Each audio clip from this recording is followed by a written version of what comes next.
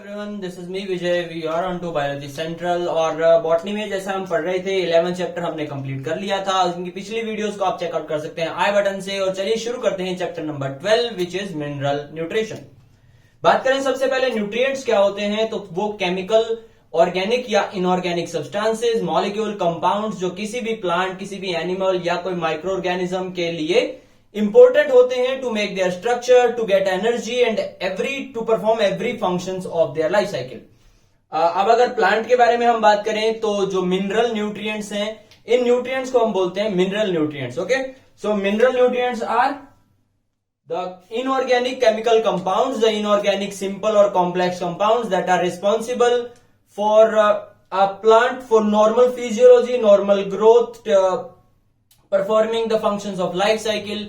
और ये जो functions हैं with the help of these mineral nutrition, इनको यूज करके जब प्लांट परफॉर्म करता है तो उसे बोलते हैं मिनरल न्यूट्रिशन। ठीक है, अब देखते हैं सबसे पहले कितने मिनरल न्यूट्रिएंट्स हैं, कितने एलिमेंट्स हैं। There are total 105, around 105।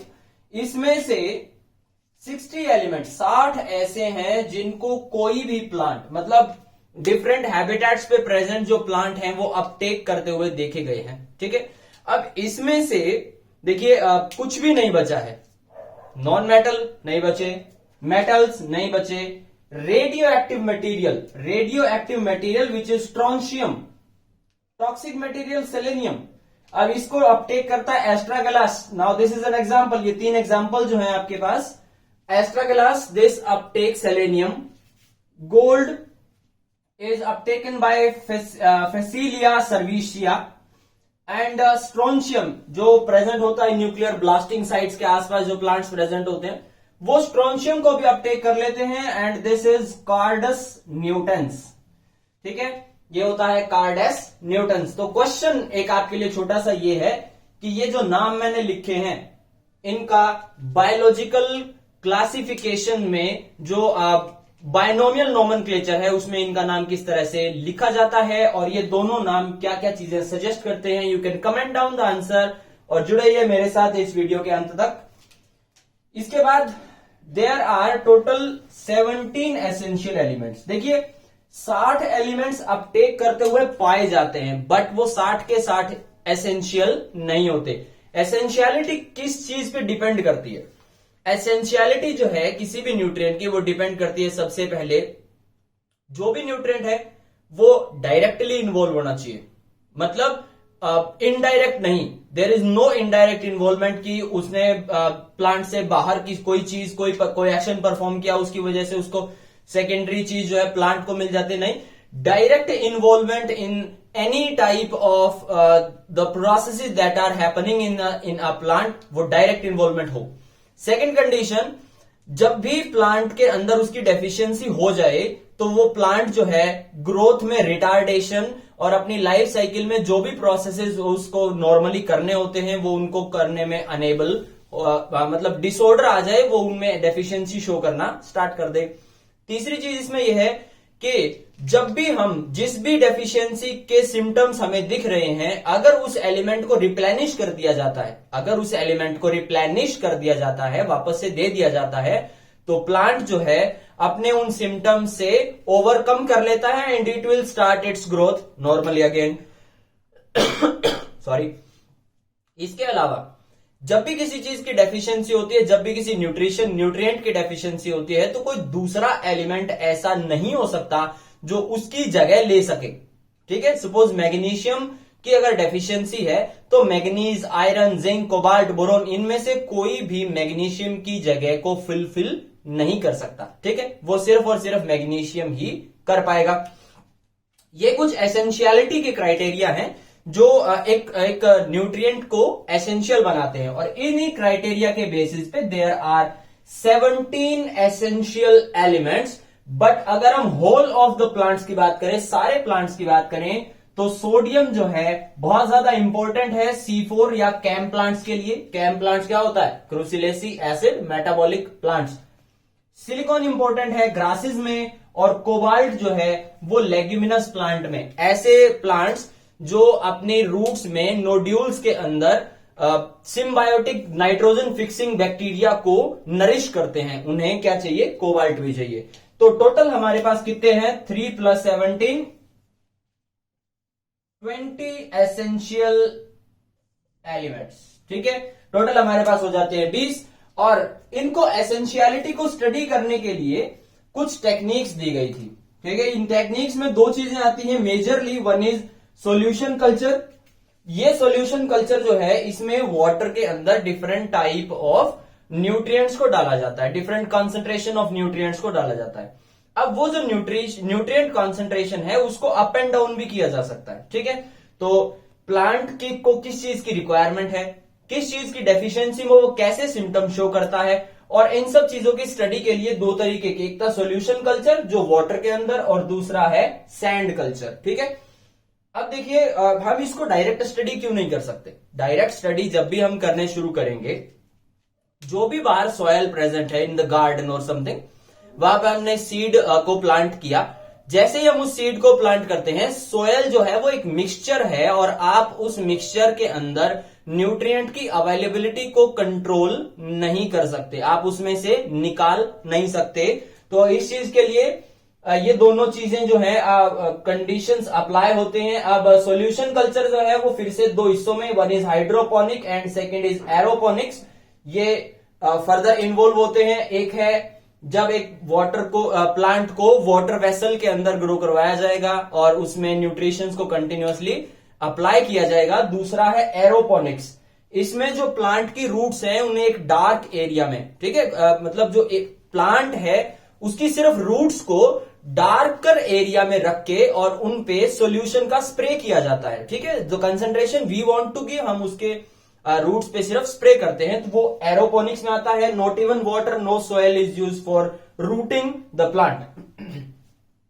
या इसमें एक सैंड कल्चर भी है, तो इसमें क्या यूज करते हैं, एसिड वॉश्ड सैंड, यानी एसिड वॉश्ड क्वार्ट्ज जो होता है वो रूट को एक सबस्ट्रेट मीडियम प्रोवाइड कर देगा, but that can not play an important, that can not play a major role, क्योंकि जो हाइड्रोपोनिक्स है इसमें हम पीएच को चेंज कर सकते हैं। अब सैंड जो है वो सॉलिड सबस्ट्रेट हो गया, सॉलिड सबस्ट्रेट के अंदर चेंजिंग इतना ज्यादा आसान नहीं होता। तो ये इसका डिसएडवांटेज है कि हम फ्रीक्वेंटली चेंज नहीं कर सकते। या इसमें हम परलाइट को भी यूज कर सकते हैं। तो डिपेंडिंग अपॉन द सिचुएशन ये देखा जाता है कि हम हाइड्रोपोनिक्स को भी, एरोपोनिक्स को भी या सैंड कल्चर को यूज कर सकते हैं, but mostly used is hydroponics. किसने दिया था, this hydroponics was given by Julius Sachs. ठीक है, चलिए पढ़ते हैं डिटेल से इस हाइड्रोपोनिक्स के बारे में। अब हम आ चुके हैं हाइड्रोपोनिक्स पे, और हाइड्रोपोनिक्स जो है वो शैश ने दिया था 1937 में।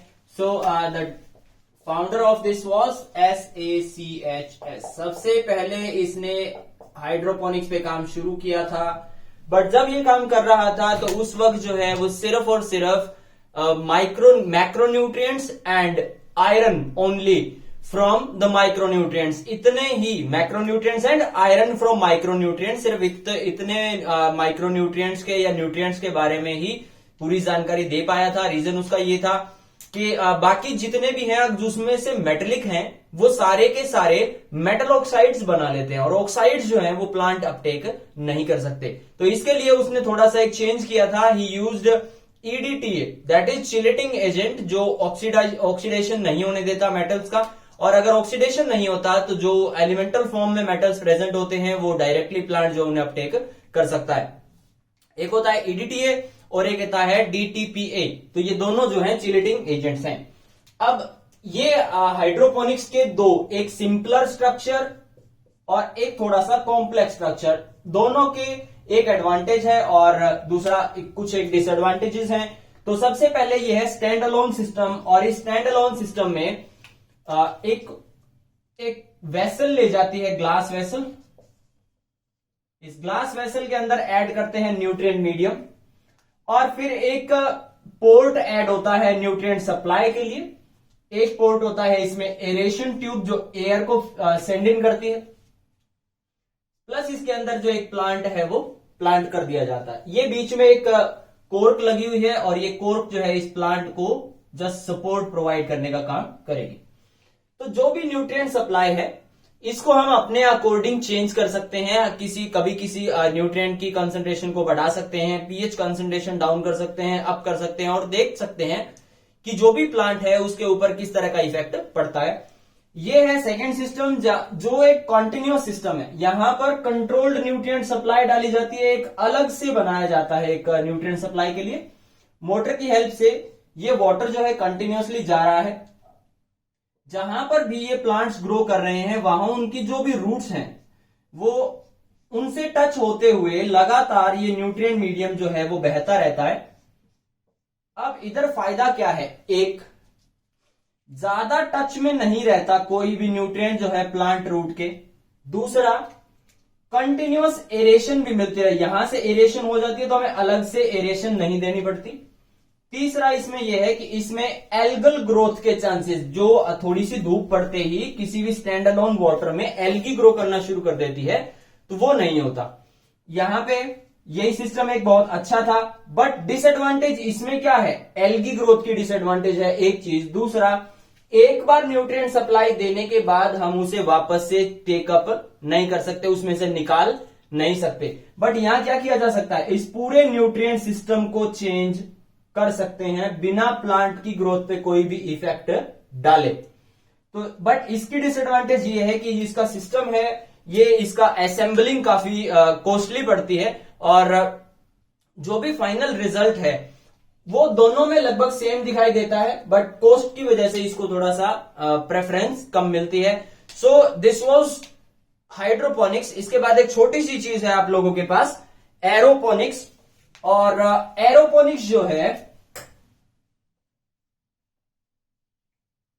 गिवन बाय वेदर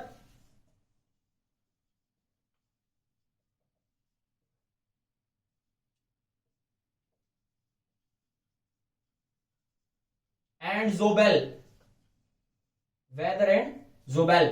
इसमें क्या है, एक कोर्क के साथ एक प्लांट को रूटिंग के इस तरह से ग्रो करवाया और हम क्या कर रहे हैं, कंटिन्यूअसली वी आर स्प्रेइंग।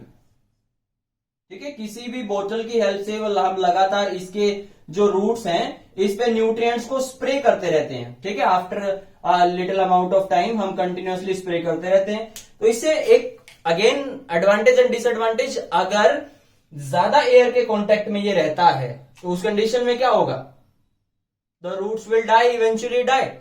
और अगर ये इसको थोड़ा सा भी धूप मिल जाता है, the reaction of light with the roots is very negative, तो उसकी वजह से भी ये मर जाते हैं। तीसरा, न्यूट्रिएंट्स इसकी रूट पे कंटिन्यूअस रहते हैं, कंटेमिनेशन के चांसेस बहुत ज्यादा हैं, यानी बैक्टीरिया और फंगल की ग्रोथ के chances. So that was all about the Million Nutrition introduction. Thank you so much everyone. I hereby welcome you all to subscribe the channel and to join me in this video series. Thank you so much everyone.